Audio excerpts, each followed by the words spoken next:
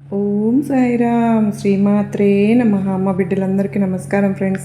అమ్మవారి దయ వలన ప్రతి ఒక్కరూ కూడా ఎక్కడున్నా కూడా సంతోషంగా సుఖంగా ఎప్పుడు కూడా అష్టైశ్వర్య ఆరోగ్య అభివృద్ధితో ఉండాలని చెప్పి అమ్మవారి తరపున నేను కూడా మనస్ఫూర్తిగా కోరుకుంటున్నాను ఫ్రెండ్స్.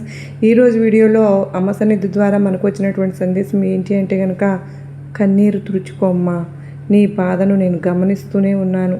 ఈ దుర్గమ్మపై నమ్మకం ఉంటే ఈ సందేశంలో ఉన్నటువంటి పరమార్థాన్ని తప్పకుండా విని తెలుసుకుని అమ్మవారు మనకు ఈరోజు ఒక చక్కటి సందేశం ద్వారా మన ముందుకైతే వచ్చారు ఫ్రెండ్స్. ఈ సందేశాన్ని ఎందుకు అందించాలి అని అనుకుంటున్నారు, ఏం చెప్పాలనుకుంటున్నారు, అమ్మవారి మాటలను తెలుసుకుందాం. వీడియో మొదలుపెట్టే ముందు ప్రతి ఒక్కరికి ఒక చిన్న రిక్వెస్ట్ అండి. ఈ సందేశం కనుక మీ అందరికీ మనస్ఫూర్తిగా నచ్చినట్లయితే తప్పకుండా చూసి వెళ్ళే వాళ్ళందరూ మన వీడియోకి అయితే చిన్న లైక్ అయితే ఇవ్వండి. ఇంకా కొత్తగా మన ఛానల్ ఎవరైతే చూస్తూ ఉన్నారో కనుక తప్పకుండా ఛానల్ని సబ్స్క్రైబ్ చేసుకుని వీడియో నచ్చినట్లయితే లైక్ చేయండి. ప్రతి ఒక్కరూ కూడా కామెంట్లో శ్రీమాత్రే నమః అని కామెంట్ చేయటం మాత్రం మర్చిపోవచ్చు ఫ్రెండ్స్. మీకు ఎటువంటి కష్టాలు ఉన్నా కూడా నాకు కామెంట్లో అయితే రాయండి. అమ్మవారి సందేశాన్ని వినే ముందు ఖచ్చితంగా మీ అందరికీ కూడా అమ్మవారు మీకు చక్కని పరిష్కార మార్గం చూపాలని నేను కూడా అమ్మవారిని కోరుకుంటూ ఉన్నాను. మీరు కామెంట్ సెక్షన్లో షేర్ చేయడం వల్ల నేను అమ్మవారి గుడికి వెళ్ళినప్పుడు మీ సమస్యలన్నింటినీ కూడా అమ్మవారి ముందు నమ్మకంతో పెట్టడం అయితే జరుగుతుందండి. చిన్న చిన్న సమస్యలు ఎవరికైనా ఉంటూ ఉంటాయి, కానీ మనిషికి సమస్యలు అనేటివి ఉంటాయి కదా, తీర్చలేనివి, కష్టంగా ఉన్నవి. ఖచ్చితంగా అమ్మవారు మనకు పర్సనల్ సమస్య అయినా సరే ఈ సందేశాల ద్వారా ఖచ్చితంగా పరిష్కార మార్గం దొరుకుతుంది అని చెప్పి నేను 100కి 1000% నేను నమ్మకంతో చెప్పగలను ఫ్రెండ్స్. మీ సమస్యలన్నీ కనుక చెప్పుకుంటే చాలండి. సమస్యలు ఎన్ని ఉన్నా సరే, అంటే ఎటువంటి సమస్యలైనా సరే, మనోవేదన కానీ ఏదైనా కానీ మీకున్న సమస్యను అమ్మవారు చిటికలో పరిష్కరించి మీకంటూ ఒక చిన్న చక్కని వెలుగు లాంటిది మీకు చూపిస్తారు. చాలా నమ్మకంగా మీకు అమ్మవారి సందేశాల ద్వారా కలుగుతుంది. ఇక అమ్మవారి సందేశాన్ని విందామా మరి? ఒక ఆనందమైన జీవితానికి నువ్వు తప్పకుండా మారబోతున్నావమ్మా. ఇక నువ్వు కన్నీరు తుడుచుకోవాలి. తప్పకుండా ఈ దుర్గమ్మ మాటను శ్రద్ధగా విను, దుఃఖించకు. ఈరోజు ఈ దుర్గమ్మ సందేశం వింటే తప్పకుండా నీ మనసులో నువ్వే ధన్యవాదాలు చెప్తావు. అవునమ్మా, నువ్వు ఇప్పటి వరకు నా మీద పూర్తి విశ్వాసాన్ని నమ్మకంతోనే ఉన్నావు కదా, మరి అందుకే ఈ సందేశంతో నీ జీవితాన్ని మార్చేటటువంటి ఒక వార్త చెప్పబోతున్నాము. నువ్వు ఎంత గొప్పగా బ్రతుకుతున్నావో నేను చెప్పబోతూ ఉన్నాను. ఇన్ని రోజులు కూడా నా బిడ్డలందరూ పడిన కష్టాలన్నీ కూడా ఈ రోజుతో ముగిసిపోతూ ఉన్నాయి. ఇన్ని రోజులు నా మీద నమ్మకంతో ఉన్న నా తల్లికి నేను ఇచ్చేటటువంటి ఒక గొప్ప వరం ఏమిటో తెలుసా? ఇప్పటి వరకు నువ్వు కష్టాలు సమస్యలు చూస్తూ వచ్చావు. ఎన్నో రోజులు కళ్ళు మూసుకొని నీ కష్టాలు ఎప్పుడు కూడా నాతో చెప్పుకుంటూ ఎప్పుడు కూడా తీరుతాయో అని మొరపెట్టుకుంటూ ఉన్నావు. కానీ ఇంతవరకు అంటే నీ కన్నీళ్ళన్నీ నేను చూస్తూనే ఉన్నాను, కానీ ఏమీ చేయలేని పరిస్థితి. ఎందుకో తెలుసా? అవి నీ కర్మఫలాలు, పాపాల వలన చేసినటువంటి కర్మఫలాలు. అవి అనుభవించక తప్పదు మరి. కానీ వాటి నుంచి బయటకు తీసుకుని రావడానికి నేను ఎన్ని రోజుల నుంచి ప్రయత్నిస్తూ ఉన్నాను నీకు తెలుసా? ఈ రోజుకు ఆ సమయం అనేది వచ్చింది. ఆ విషయం నీతో చెప్పడానికే పరుగున నీ వద్దకు వచ్చాను బిడ్డ. ఎప్పుడూ కూడా సంతోషంగా నేను చెప్పినటువంటి మాటలన్నీ చక్కగా ఆలకించు. ఏదైనా సరే కానీ ఎన్ని సమస్యలు వచ్చినా ఎన్ని కష్టాలు వచ్చినా నువ్వు ధర్మ మార్గంలోనే ఉన్నావు. నేను ఏ మాటలైతే చెబుతూ ఉన్నాను, ఏ దారినైతే నీకు చూపుతూ ఉన్నానో ఈ కష్టమైన దారిలోనే నడిచావు. అందుకే ఈరోజు ఈ గొప్ప బహుమతిని నువ్వు అందుకోబోతున్నావు. నా ప్రియమైన బిడ్డగా మారావు కూడా. నువ్వు ఇక దేని గురించి ఆలోచించవద్దు. నేనున్నాను కదా, అన్నీ నేనే చూసుకుంటాను. ప్రతి ఒక్క విషయం నాతో చెప్తూ ఉన్నావు. ఆ ప్రతి ఒక్క కోరికను కూడా నేను తీరుస్తూనే ఉన్నాను. ఇప్పటి వరకు నువ్వు పడినటువంటి కష్టం ఏదైతే ఉందో అంతా కూడా మరచిపోయేలాగా ఎంత సంతోషాన్ని నీకు అందిస్తానో తెలుసా? దుర్గమ్మ, ఇలాంటి జీవితం నా కోసం రాసి ఉంచావా అని నువ్వే ఆశ్చర్యపోతావు. అవునమ్మా, నిన్ను నేను చాలా కష్టపెట్టాను. చాలా సమస్యలు నేను నీకు సృష్టించాను. అంతా నీ మంచి కోసమే. వాటిలో కొన్ని నీ కర్మల నుంచి నిన్ను బయటపడేస్తే మరికొన్ని ఎందుకు పెట్టానో తెలుసా? మరికొన్ని పరీక్షలు ఎందుకో తెలుసా? నీ చుట్టూ ఉన్న వాళ్ళ మనసు నువ్వు తెలుసుకోవాలని మాత్రమే పెట్టాను బిడ్డ. వారు నిన్ను చాలా సులభంగా మోసం చేయగలిగి నేర్పరితనం ఉన్నవాళ్ళమ్మా. అందుకే నిన్ను కొంచెం కష్టపెట్టైనా సరే వారి నిజస్వరూపం నీకు తెలియచెప్పాలని అనుకున్నాను. అందుకే కొన్ని చిన్న చిన్న సమస్యలు నీకు సృష్టించి వారి నిజస్వరూపం నీకు తెలిసేలాగా చేశాను. ఇకనైనా నువ్వు జాగ్రత్త పడతావా?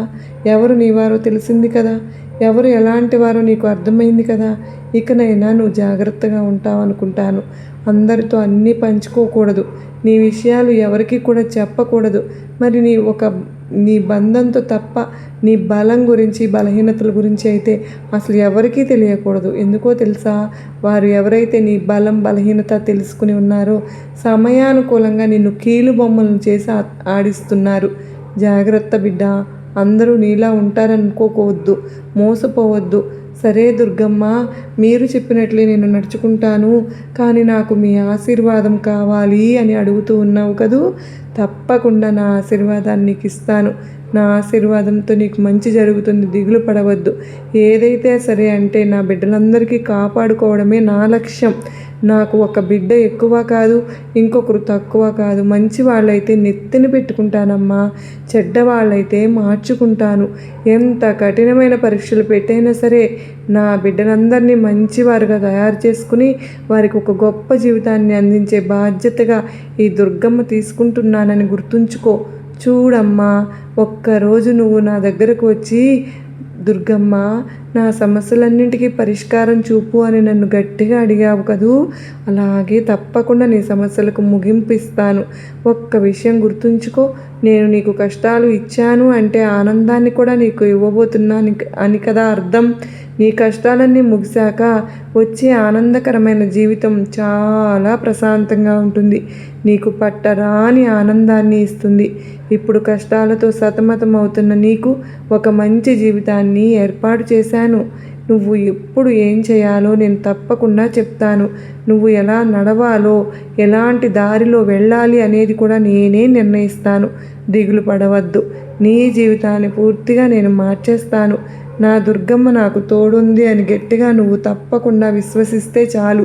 నమ్ము, ఆ విశ్వాసమే నిన్ను ముందుకు నడిపిస్తుంది. తప్పకుండా నేను నిన్ను రక్షించేలా చేస్తాను. అన్నింటికీ మూలం నమ్మకమే అని గుర్తుంచుకో. అన్నిటినీ అందరినీ ఎదిరించి వాదనకు దిగే నువ్వు ఇప్పుడు నీ దుర్గమ్మ చెప్పానని సర్దుకుపోతూ ఉన్నావు. నాకు చాలా అంటే చాలా సంతోషంగా ఉంది. అంత మంచి మార్పు నీలో చూశాక నాకు ఎంత ఆనందంగా ఉంది అంటే మాటలతో నేను చెప్పలేను. అందుకు ప్రతిఫలమే నీకు నేను ప్రసాదిస్తున్న అందమైన జీవితం. అందుకో, నేను నీ కోసం ఒక బహుమతిని తప్పకుండా సిద్ధం చేసి ఉంచాను. నా సందేశాలు వింటూ నువ్వు ధర్మ మార్గంలో నడుచుకుంటున్నందుకే ఆ బహుమతిని నేను నీకు ఇవ్వబోతూ ఉన్నాను. నీ దుర్గమ్మ ఆశీర్వాదంతో నువ్వు ఊహించని విధంగా నీ జీవితాన్ని మార్చి నీకు పట్టరాని ఆనందాన్ని కలిగిస్తాను. దానిని అందుకుంటానికి సిద్ధంగా ఉండు. నా నీడ ఉన్న ప్రతి చోట కూడా నా బిడ్డలందరూ భద్రంగా ఉంటారని గుర్తుపెట్టుకుంటే చాలు. స్వయంగా నేనే నీ ఎంట అడుగు పెట్టబోతున్నానని ఇక నీకు ఎలాంటి నమ్మకం, దిగులు అన్నీ కూడా అపనమ్మకాన్ని పెట్టుకోవద్దు. దిగులు పడాల్సిన పనే లేదు. నువ్వు నన్ను అడిగినవన్నీ ప్రతిదీ నీకు ఇస్తాను. నువ్వు కోరింది, నువ్వు కోరిన కోరికలు నీ జీవితాన్ని, నీకు తప్పకుండా అడ్డంకులు ఉన్నా కూడా నీ జీవితాన్ని మార్చి సంతోషాన్ని నింపుతాను. ఇక నీ దిగులంతా విడిచిపెట్టు, నేను నీతోనే ఉన్నానుగా. ఈ విషయాన్ని నువ్వు దృఢంగా విశ్వసించు, నమ్ము. తప్పకుండా నీకు అంతా శుభమే జరుగుతుంది. నేను ఎప్పుడు నిన్నే చూస్తూ ఉంటున్నాను, ఆ విషయం గుర్తుంచుకో. ఇక ధైర్యంగా ప్రశాంతంగా ఉండు. నీ దుర్గమ్మ నీకు ఉండగా నీకెందుకు భయం చెప్పు? ప్రశాంతంగా ఉండు. ఆ ప్రశాంతతను నేను నీకు జీవితాంతం ప్రసాదిస్తాను. ఎప్పుడూ కూడా మన దుర్గమ్మ తల్లి మనకు చెప్తూ ఉన్నారు, ఇన్ని రోజులు ఎవరైతే అష్టకష్టాలు పడుతూ ఉన్నారో, సమస్యలను అనుభవిస్తూ ఉన్నారో వాళ్ళందరికీ ఒక గొప్ప జీవితాన్ని దుర్గమ్మ తల్లి అయితే ప్రసాదిస్తున్నారు. అది అమ్మవారి దయతో ఇవ్వడం లేదు. అమ్మవారు పెట్టిన కష్టాలకు మీరు తట్టుకుని నిలబడి ధర్మ మార్గంలో నడిచినందుకు ఇస్తూ ఉన్నారు. అమ్మవారే స్వయంగా చెప్తూ ఉన్నారు, మిమ్మల్ని అష్టకష్టాలకు నేను గురి చేశాను, మీకు అంతులేని సమస్యలు నేనే సృష్టించాను, అవన్నీ కూడా మిమ్మల్ని మీ పాపకర్మల నుంచి బయటపడవేయడానికే. అయితే మరికొన్ని బాధలు కానీ ఇచ్చాననుకో, మీ చుట్టుపక్కల వాళ్ళ స్వభావాన్ని గుర్తించడానికే ఇచ్చాను అని అమ్మవారు అంటూ ఉన్నారు. అవన్నీ తట్టుకుని కూడా ఒకరోజు కూడా నువ్వు ధైర్యంగా మాత్రం నడవలేదు కదా, కనుక నీకు ఒక అందమైన జీవితాన్ని బహుమతిగా ఇస్తున్నాను. అది ఎలా ఇస్తున్నానో తెలుసా? నా నీడ పడిన చోటే అంతా శుభం జరుగుతుంది. అలాంటిది నేనే స్వయంగా నీ ఇంట అడుగుపెట్టి నీ జీవితాన్ని మార్చబోతున్నానని, తప్పకుండా నీకు మరలా అదృష్టం అనేది వస్తుందని, ఇప్పటి వరకు నువ్వు ఏ బిడ్డ అయితే అంటే ధర్మ మార్గాన్ని తప్పలేదో, ఎంత కష్టం వచ్చినా సరే నా దుర్గమ్మ నాకు ఉంది అని గట్టిగా దృఢంగా నమ్మారో, విశ్వసించారో ఆ బిడ్డలందరికీ ఇప్పటి వరకు వారు పడ్డ కష్టానికి ఒక గొప్ప బహుమతిని అని మనం చెప్పుకోవచ్చు. అంత ఈజీ కాదండి. మనకు ఎన్ని కష్టాలు వచ్చినా సరే ఏదో ఒక రోజు పోనీలే ఆ పని చేద్దాము అని నడవడానికి, చిన్న తప్పే కదా అని ఏదో ఒక రోజు ప్రతి ఒక్కరం కూడా పొరపాటు చేస్తూ ఉంటాం. అది పెద్ద తప్పు కావచ్చు, కానీ ఎవరైతే చిన్న పొరపాటు కూడా చేయకుండా తెలిసి తెలియక చేసిన వారు కాదు, తెలిసి ఎవరైతే తప్పు చేయకుండా అమ్మవారి మీద విశ్వాసంతో ఆ తల్లి చూపించిన మార్గాన్ని అంటిపెట్టుకుని ఉంటారో, మరి నడుస్తూ ఉన్నారో, వాళ్ళందరికీ కూడా తప్పకుండా అమ్మవారే స్వయంగా వచ్చి వారి జీవితాన్ని మారుస్తానని అంటూ ఉన్నారు. అంటే ప్రతి ఒక్కరి జీవితంలో కష్టాలు, కన్నీళ్ళు అన్నీ ఉంటాయి. ఆ కన్నీళ్ళను తప్పకుండా నేనే తుడుస్తానని చెప్తూ ఉన్నారు. అమ్మవారిని ప్రతి ఒక్కరూ మన ఇంటికి ఆహ్వానించడానికి సిద్ధంగా ఉందామా? మరి తప్పకుండా ఏదో ఒక సమయంలో మనకు తారసపడతారు, ఏదో ఒక సమయంలో మన ఇంటి తలుపు తడతారు. సంతోషంగా జీవితాన్ని గడపడానికి మనం సిద్ధంగా ఉందాం. నీకు ఒక శుభవార్తను చెప్తాను. ఆ శుభవార్తతో నీ మనసంతా ప్రశాంతంగా ఉంటుంది. ఎంతో చిందులు కూడా వేస్తావు. నేను నిన్ను అనుగ్రహించబోతున్నాను. నిజంగా నీకు ఇప్పటివరకు నీ జీవితంలో ప్రతి కష్టం వెనుక, అలాగే ప్రతి సమస్య వెనుక ఎన్నో అంటే ఎన్నో బాధలు, ఎన్నో కన్నీళ్లు, నువ్వు ఎంత బాధపడ్డావో, నిన్ను బాధ పెట్టిన వారు ఎంతమంది ఉన్నా కూడా మరెవరిని పట్టించుకోకుండా కేవలం నీ జీవితాన్ని నువ్వు ఏ విధంగా గడుపుకుంటూ వచ్చావో అవన్నీ కూడా నాకు తెలుసు. అయితే ఇప్పటి వరకు కూడా నేను జీవితంలో ఒక్కరోజు కూడా నేను కనీసం ఆనందంగా గడిపిందే లేదు, అంటే సంతోషంగా గడిపిందే లేదు అని చెప్తూ ఉన్నావు. అనుభవంతో చెప్తున్నానమ్మా. ఏదైనా సరే కానీ అంటే ప్రశాంతంగా అయితే నాకు ఎప్పుడూ లేదు దుర్గమ్మ. నిజంగా ఎప్పుడూ కూడా నాకు జీవితంలో ప్రశాంతంగా అలా కాసేపు అయినా కూడా నా వారితో నిజంగా ఎప్పుడూ కూడా గడిపినటువంటి క్షణాలు నాకు చాలా తక్కువ. మరి గొప్పగా బ్రతకాలని నాకు ఎప్పుడూ కూడా ఆశ లేదు. ఆ విషయం నీకు కూడా తెలుసు. ఊపిరి ఆగిపోయే వరకు నేను నా బిడ్డలు ఆ దేవుని దగ్గర తప్ప ఇంకెవ్వరిని కూడా చేయి చాచేటటువంటి పరిస్థితి రాకుండా కష్టపడుతూ ఎప్పుడు కూడా నా జీవితాంతం కష్టపడుతూనే ఉంటాను. నేను ఎంత ఆనందంగా ఉంటానో మీకు కూడా తెలుసు. నా కష్టానికి ప్రతిఫలం మాత్రం ఇవ్వమనే అడుగుతున్నాను. అంత మాత్రమే కాదు, ఇంకా ఏది కూడా నేను ఆశించి నిన్ను ఎప్పుడు కూడా ఏది అడగలేదు కదా దుర్గమ్మ తల్లి. అయితే నీకు మాత్రం మాకు తెలిసినటువంటి నా గురించి ఇంకా నన్ను బాధ పెట్టాలని చూస్తున్నారని నాకు అనిపిస్తుంది. అంటే నా ఆర్థిక పరిస్థితులు కావచ్చు, లేదా నేను ఎదుర్కొంటున్నటువంటి సమస్యలు కానీ, ఇవన్నీ కూడా నువ్వు తలుచుకుంటే క్షణంలో మాయం చేయవచ్చు. కానీ ఎందుకమ్మా ఇంత ఆలస్యం చేస్తున్నావు? నా పట్ల కొంచెం నిర్లక్ష్యత వహిస్తున్నావు. నిన్ను అడుగడుగునా నేను కాపాడుతున్నావునే ఉన్నాను. లేకుంటే అసలు నీకు ఏమైపోయేదో నీకు తెలుసా బిడ్డ? ఆ భగవంతునికే తెలియాలమ్మా. ఆఖరి అవకాశంగా నీకు ఈరోజు ఒక గొప్ప శుభవార్త వినేటటువంటి యోగం రాసిపెట్టి ఉంచాను. ఈరోజు రాత్రిలో ఖచ్చితంగా నీతో మాట్లాడాలనుకుంటున్నాను. అందుకే ఈ సందేశాన్ని నీకు వినేలాగా చేయబోతున్నానమ్మా. నువ్వు జీవితంలో అంటే ఏడుస్తున్నావు, కష్టపడుతున్నావు, అయినా కూడా ప్రతిఫలం దాకటం లేదని ఎంతగానో బాధపడుతున్నావు కదూ. ఇప్పటికే నేను నీకు చాలాసార్లే ప్రయత్నం చేశాను, కానీ నా ప్రతి ప్రయత్నం కూడా విఫలమైపోయింది. ఇప్పుడు చెప్తున్నాను, నీకు ఈ రోజున నీకు గొప్ప శుభవార్త అయితే వింటావు. ఆ శుభవార్త నువ్వు తప్పకుండా నిజంగా నీ కుటుంబంలో ప్రతి ఒక్కరి ముఖంలో ఆనందాన్ని అయితే చూస్తావు.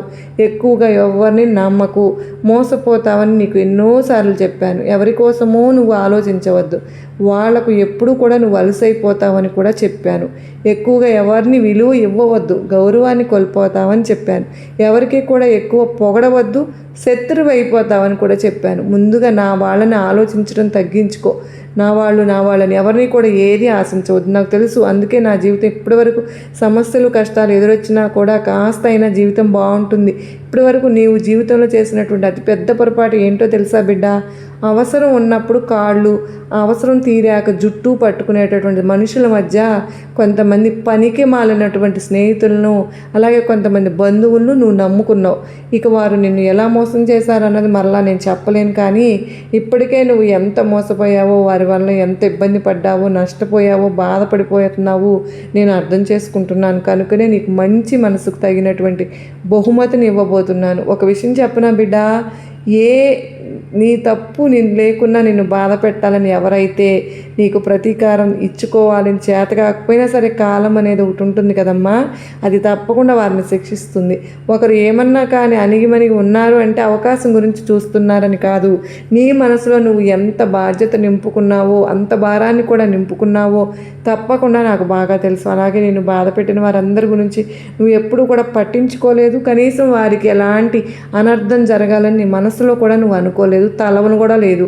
అంత మంచి మనసమ్మా నీది. అలాంటి మంచి మనసు ఉన్నప్పటికీ నీ ఉన్నటువంటి వారు భగవంతుడికి ఎంతో ఇష్టం కనుక నువ్వు నిన్ను ఎంత బాధ పెట్టినా, నువ్వు ఎంత అణిగిమణిగి ఉన్నావో, ఇప్పటి వరకు ఎంతగా నీ మనసును గాయం చేసినా కూడా ఎవరికి చెప్పుకోకుండా తప్పకుండా నీలో నువ్వే బాధలు పడుతూ సమస్యలన్నింటినీ కూడా నీ నెత్తిపై వేసుకుని ప్రతి ఒక్కరికి కూడా సమాధానం ఇచ్చుకుంటూ ఇప్పటివరకు నీ జీవితాన్ని చాలా సమస్యలతోనే గడిపావు కదా. నిజమేనమ్మా, నువ్వు అనుకున్నట్లుగా నీ జీవితంలో నువ్వు సంతోషంగా ఉంటున్నటువంటి క్షణాలు చాలా అంటే చాలా తక్కువగా, ఆనందంగా నీ వారితో గడిపినటువంటి చాలా కాలం తక్కువే.